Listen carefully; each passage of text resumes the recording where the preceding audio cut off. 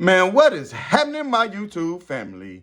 Of course, it is your boy B New. I'm coming at you on this Thursday. And first and foremost, as always, want to send out positive vibrations and blessings to anybody who could be listening.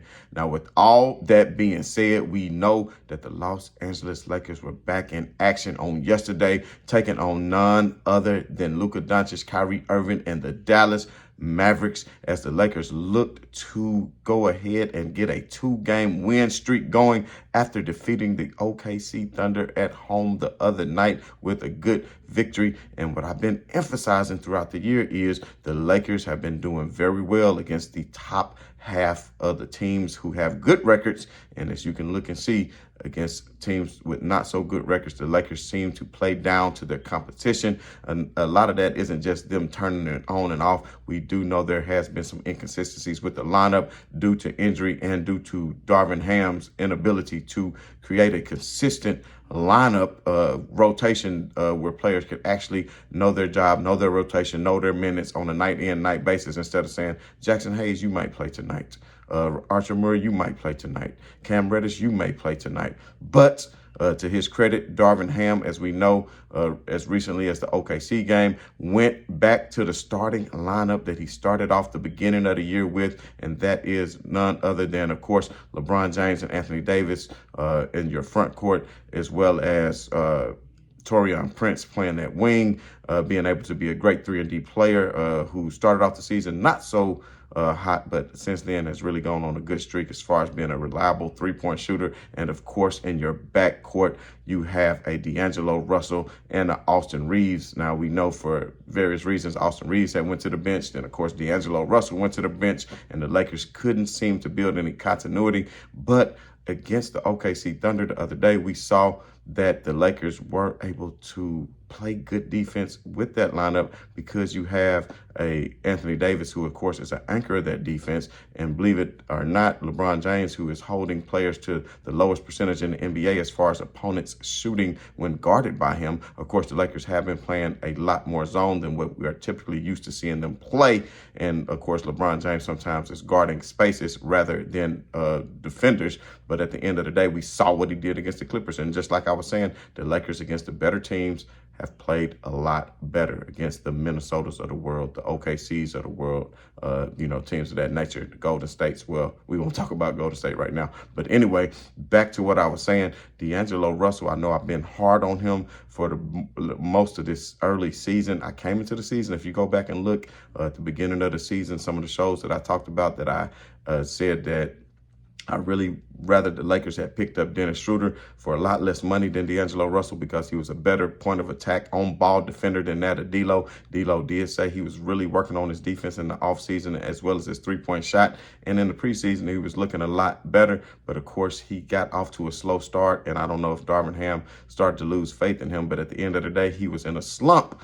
And, I haven't been as big on D'Lo because a lot of the times he is just not as good as, let's say, a LeBron James, Anthony Davis pick and roll versus a D'Lo, Anthony Davis pick and roll, because at times D'Lo is just too small and doesn't have the athleticism to finish at the rim against larger defenders when they clog the paint, and then doesn't necessarily make all the best passes when it comes to a pick and pop or a pick and roll situation. But at the end of the day, I must say that DAngelo Russell must have been hearing footsteps. And the one thing I do got to give him credit for is, going from starter to the bench role after getting the payday and, with the trade rumors just sneaking up behind you, instead of him putting his head down and playing worse, he's playing a lot better, whether he says, hey, I got to make myself be a valuable asset. That way, if I do get traded, I can go continue to get paid and be a star in this league. But at the end of the day, he took everything with a grain of salt and has been playing pretty good basketball as of late. Because LeBron James is such a dominant ball handler, we see that, DAngelo Russell doesn't necessarily have to be your typical point guard. And maybe that's some of the reasons why, him and LeBron James, I won't say we're butting heads, but, we're not meshing as well as they could have been together. But if you notice lately, their chemistry has been getting better. LeBron James has been doing a lot of off the ball cutting, and DAngelo Russell has been finding him cutting off the ball, just making great assist pass to LeBron James. And also, Vice versa, LeBron James drawing doubles, kicking it back out to D'Lo for wide open three-point shots. And if you just take a look at this graphic here, if you can see the way DAngelo Russell has played his last 4 games against the Suns, 19 points. He was 3 out of 7 from 3 there. The Jazz, 39 points. We know LeBron James did not play in that game, but he was 15 out of 26, 6 out of 11 from 3, which is outstanding, even though they did fall in that game. But then the Thunder, a not so great shooting game, 5 out of 12, 2 out of 7 from 3. And then, of course, last night against the Mavericks, 29 points. And then, if you can see, 5 out of 7 from 3. And you can tell he's building confidence, because typically I don't like him as a off the dribble three-point shooter, but last night he was bringing the ball up in transition, even with LeBron James or other people trailing, with his confidence just pulling up and stopping right at the three-point line and popping and making those. So it just changes everything once you start to build confidence, and the Lakers kept building more and more confidence. And one thing I got to give a shout out to is that of none other than Jarred Vanderbilt. Last year as the Lakers went on that Western Conference Finals run that they went on, he was a key component of that, because Vando is such a versatile defender. Being a forward and have the length and the size that he has, he's capable of guarding 1 through 5 almost, I would say, because he is, you've seen him put the clamps on people such as a Curry, a Ja Morant. He can handle a player. I mean, he made it very uncomfortable for Luka Doncic to bring the ball up the floor and for them to get into an offensive rhythm. Same for Kyrie. So you can see, even though you might see weak spots in the Lakers as far as on the defensive end, as far as their backcourt is concerned, because we all know D'Lo and Austin Reeves do not play the best of defense, they still can create on the offensive end. And ultimately, that's why I do like this lineup. And as long as Vando is still getting a significant amount of playing time, at least 26 to 30 minutes a game, to me, I think that's going to be perfect, because he's going to get you those extra passes. He's going to get in the passing lane, get you those extra steals, ball deflections, keeping the ball alive for others to get rebounds. A lot of things that's not necessarily going to show up in the stat sheet, but you can see his energy is enough to help the Lakers get towards victory. And you can see last night, he definitely played a part in that. But got to give mad shouts out to Anthony Davis, man. I think Anthony Davis really has been the main reason behind the Lakers' success for the season, I would say. In the latter portions, even though we know they've been going through recent struggles, but Anthony Davis has been playing real big in the paint. And Anthony Davis, you could tell, has been in the gym this offseason and has developed a little more strength, and he can really dominate most centers in this league, other than, let's say, a Joel Embiid, a Jokic, who he seems to struggle with a tad bit on defense. But Anthony Davis continues to get better. He is a handful for anybody in the playoffs. They do not want to see a healthy, motivated Anthony Davis. And Anthony Davis on yesterday, 28 points, 2 rebounds, 9 assists, almost had the triple-dub. And LeBron James, when reporters were asking him about it last night, he was like, man, I missed that shot. I messed up his triple-dub. But at the end of the day, he says that Anthony Davis is learning to pass from the post from him. The reporters laughed and thought LeBron was joking, but LeBron was telling the truth. He said, no, he is learning a lot from me when it comes to when I get double teamed, I know who to go with. So I'm sure LeBron James, with the high IQ that he has, he's telling him, if the double comes from the weak side, pass it here. If it comes from the strong side, pass it here. If it comes from the top, pass it there. And telling Anthony Davis how to look over defense. And he's been doing a great job. And as you can see, last game he had 6 or 7 assists. So he continues to get better.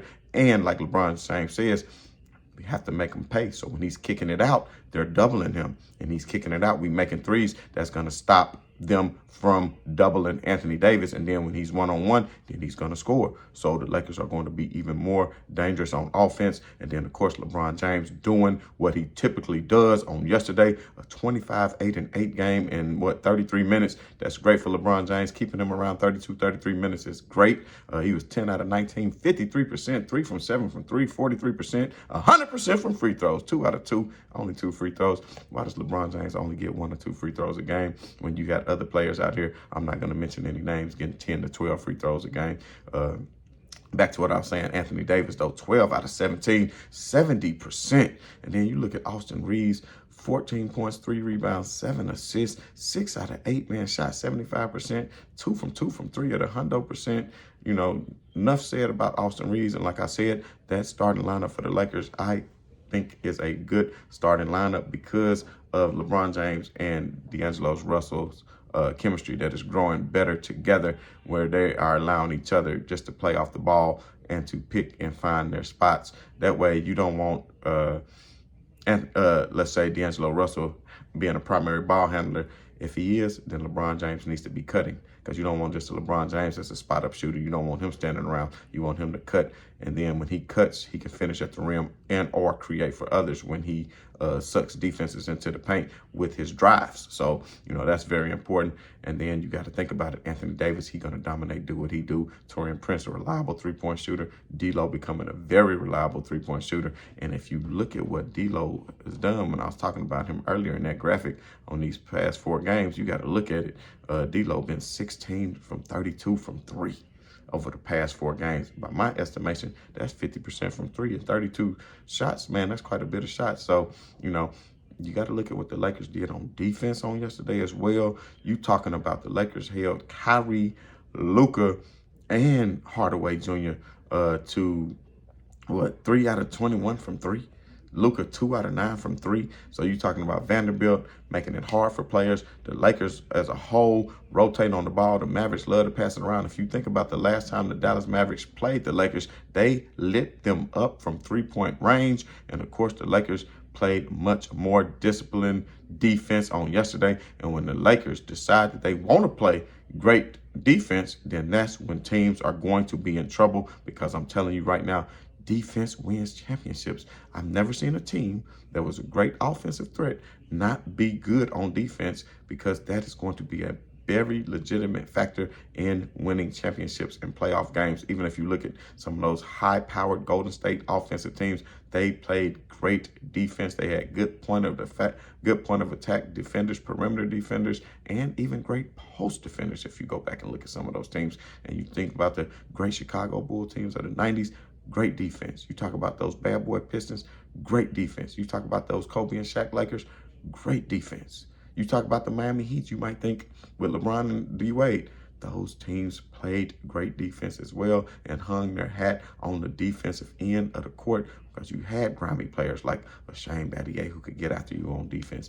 So all those teams, that is something you have to be successful. And of course, the Lakers have not, I don't think, have a 3-game winning streak, more than a 3-game winning streak this season. So they will look to take on the Brooklyn Nets on Friday night to extend that win streak to 3, to go ahead and try to move back up in these standings as they beat teams in the West. We could see the Lakers. I would love to see the Lakers move up into a 3rd or 4th spot to get out of the play-in tournament, to have that extra rest going into the playoffs, as well as maybe get some home court cooking if you can get in that top 4. That way you have a better seeding, which can go a long way in the playoffs, because we're going to have the West looking very good with teams like OKC, with teams like the Clippers looking very well, with teams like the Denver Nuggets. But I like the Lakers' chances against the Clippers. I think they match up well against them. I like their chances against Golden State. I think they match up well against them. I like their chance against OKC. I think they match up well with them. And I would love to see a rematch of them and the Denver Nuggets, because although they were swept on last year,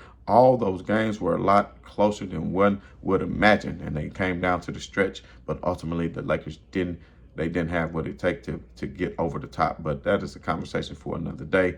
But once again, man, I'm telling y'all, if you have not done so, you want a full breakdown of the Lakers action, Lakers games, Lakers news, rumors, whatever, leading into the trade deadline, we can talk about it.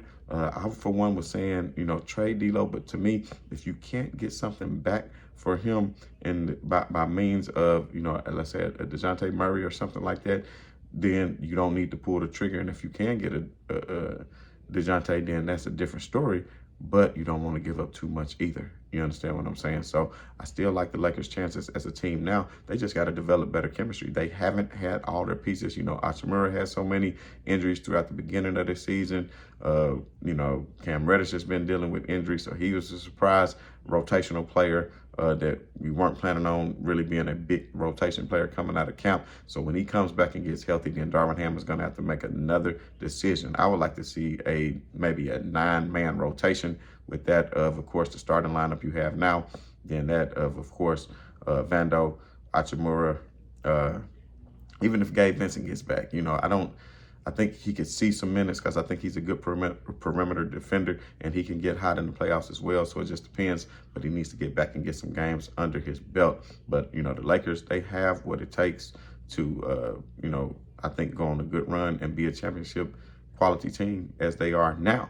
Because I'm telling you right now, that fully healthy Lakers team, if LeBron James and Anthony Davis are fully healthy and then the role players are playing great around them, I'm telling you right now, I don't think there's any team in the West or who comes out of the East who will say, I want the Los Angeles Lakers. But if you haven't done so already, hit that like, hit that bell, hit that notification, and subscribe. And if you haven't done so already, go ahead and do that now.